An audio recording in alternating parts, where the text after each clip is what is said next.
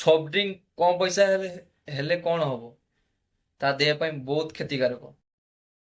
Soft drink ପିଇବା ହଉଛି ଲୋକମାନେ ଖରାପ ମାନେ କାମ କରି ଆସି ଥକିଗଲେ ସେମାନେ ଭାବନ୍ତି ସଫ୍ଟ ଡ୍ରିଙ୍କ ପିଇଗଲେ ପୁରା ଏନର୍ଜି ବୁଷ୍ଟ ହେଇଯିବ, ଆମର ବଡି ପୁରା ରିଲାକ୍ସ ହେଇଯିବ। ଭିଡ଼ିଓଟି ଭଲ ଲାଗିଲେ ଲାଇକ୍ ସବସ୍କ୍ରାଇବ୍ ଆଣ୍ଡ କମେଣ୍ଟ କରିବେ। ଭିଡ଼ିଓକୁ ପୁରା ଦେଖନ୍ତୁ, ଯଦି ଖରାପ ଲାଗିଲେ କମେଣ୍ଟରେ ନିଶ୍ଚୟ ଜଣାନ୍ତୁ। ଆମେ ସଫ୍ଟ ଡ୍ରିଙ୍କ ପିଇବା ଦ୍ୱାରା ଆମର କଣ ଲାଭ ହେଇଥାଏ ବା କଣ କ୍ଷତି ହେଇଥାଏ? ଆମେ ଥଣ୍ଡା ବା ସଫ୍ଟ ଡ୍ରିଙ୍କ ପିଇଲେ ଆମକୁ ଏନର୍ଜି ବୁଷ୍ଟ ହୁଏ କି ଆମର ଶକ୍ତି ମିଳେ କି? ଏଥିମଧ୍ୟରେ ଥିବା ରହସ୍ୟକୁ ଜାଣିବା। ଆମକୁ ସତରେ କଣ ଶକ୍ତି ମିଳେ ବା ଆମର ଏନର୍ଜି ବୁଷ୍ଟ ହୁଏ? ଥଣ୍ଡା ବା ଯେକୌଣସି ସ୍ପ୍ରାଇଟ୍, କୋକାକୋଲା, মাজା, ଯେକୌଣସି ସଫ୍ଟ ଡ୍ରିଙ୍କ, ଆମେ ସଫ୍ଟ ଡ୍ରିଙ୍କ ପିଇଲେ ଆମକୁ ଏନର୍ଜି ବୁଷ୍ଟ ହେବା ଶକ୍ତି ମିଳିଥାଏ। ସଫ୍ଟ ଡ୍ରିଙ୍କରେ ଥିବା ପ୍ରଚୁର ପରିମାଣ ଚିନି ଏହା ଆମ ରକ୍ତରେ ମିଶିଯାଇ ଆମକୁ ଶକ୍ତି ପ୍ରଦାନ କରିଥାଏ। ଏଥିରେ ଥିବା କଫିନ୍ ଆମକୁ ସତେଜ ବା ସଜାଗ ରଖିବା ସାହାଯ୍ୟ କରେ, ଯାହା ଆମକୁ ମାନେ ଗୁଡ୍ ଫିଲ୍ ଅନୁଭବ କରିଥାଏ।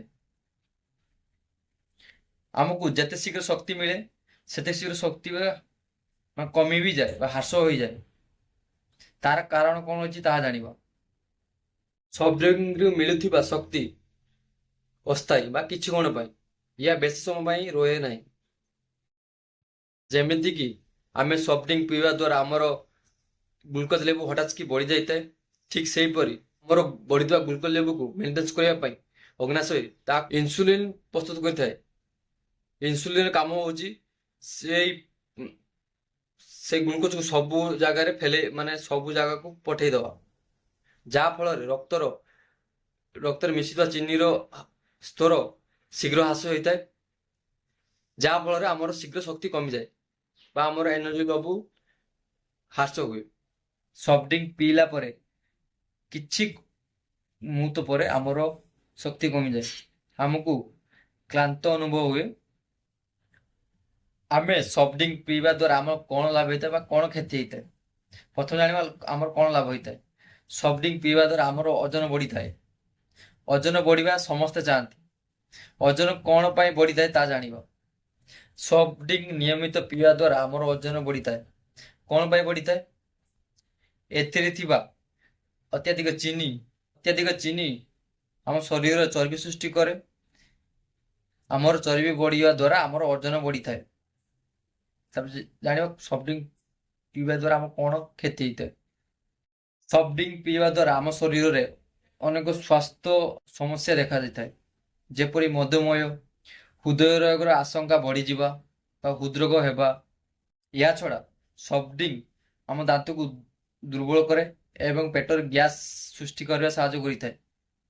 ସଫ୍ଟ ଡ୍ରିଙ୍କ ପିଇବା ଦ୍ୱାରା ଶରୀରର ଗ୍ଲୁକୋଜର ମାତ୍ରା ହଠାତ୍ ବଢିଯିବା, ହଠାତ୍ କମିଯିବା, ଯାହା ଫଳରେ ଆମର ଅଗ୍ନାଶୟ ଉପରେ ଏହାର ଭାରି ପ୍ରଭାବ ପଡେ। ଅଗ୍ନାଶୟ ମାନେ ଏଇଟା ଆମ ଖାଦ୍ୟକୁ ନଷ୍ଟ କରିଥାଏ, ତାପରେ ଭାରି ପ୍ରଭାବ ପଡେ। ସଫ୍ଟ ଡ୍ରିଙ୍କ ପିଇଲେ ଶରୀରର କ୍ୟାଲସିୟମ କମିଯାଏ, ଯାହା ଫଳରେ ଆମର ହାଡ଼ ଦୁର୍ବଳ ହୋଇଥାଏ। ଯଦି ଆପଣଙ୍କୁ ସଫ୍ଟ ଡ୍ରିଙ୍କ ପିଇବା ଅଛି, କୋକୋନଟ୍ ସଫ୍ଟ ଡ୍ରିଙ୍କ ପିଅନ୍ତୁ ବା ସୁଗାର କେନ୍ ର ସଫ୍ଟ ଡ୍ରିଙ୍କ ବା ସୁଗାର କେନ୍ ମାନେ ଆଖୁ ଜୁସ୍ ପିଅନ୍ତୁ, ବିଭିନ୍ନ ଫଳ ଜୁସ୍ ପିଅନ୍ତୁ। ସଫ୍ଟ ଡ୍ରିଙ୍କ କମ ପଇସା ହେଲେ କଣ ହବ? ତା ଦେହ ପାଇଁ ବହୁତ କ୍ଷତିକାରକ। ସମସ୍ତେ ଚାହାନ୍ତି କମ ପଇସାରେ କିଛି ଭଲ ହବ ପାଇଁ। କମ ପଇସାରେ ଥଣ୍ଡା ମିଳୁଛି, ଥଣ୍ଡା ଖାଆନ୍ତୁ, ଆପଣ ଦେହର ରୋଗ ସୃଷ୍ଟି କରନ୍ତୁ। ଟିକେ ଅଧିକା ପଇସା ଖର୍ଚ୍ଚ କରିଦେବେ ବା ନଡ଼ିଆ ପାଣି ପିଇବେ ବା ଆଖୁ ଜୁସ୍ ପିଇବେ, ଯେକୌଣସି ଫଳ ମୂଳର ଜୁସ୍ ପିଇବେ। ଟିକେ ପଇସା ଅଧିକ ହେଲେ କଣ ହେଲା, ସେଆ ଦେହ ପାଇଁ ବହୁତ ଲାଭଦାୟକ।